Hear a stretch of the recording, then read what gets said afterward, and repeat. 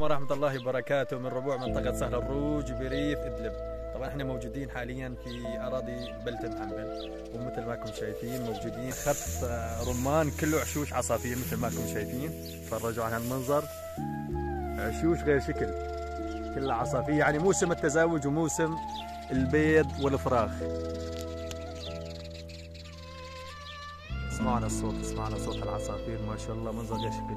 صور هاي الجهة يعني احنا سويت مثل مستعمرة على جزيرة مستعمرة.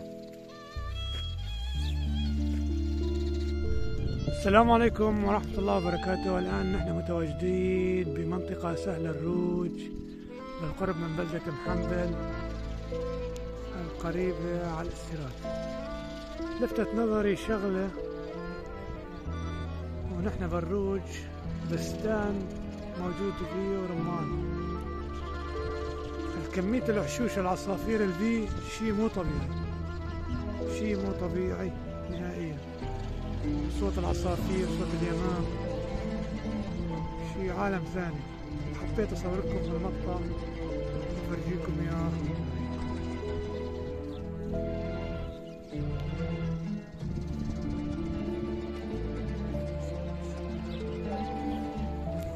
طبعا راح نجرب نمشي لقدام شوي ارجيكم اكبر قدر. شوف ما شاء الله على الوشوش، شي يفتح النفس.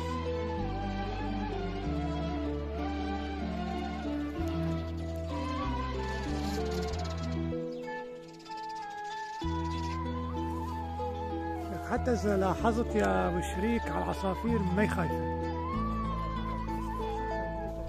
يخايفه نهائيا.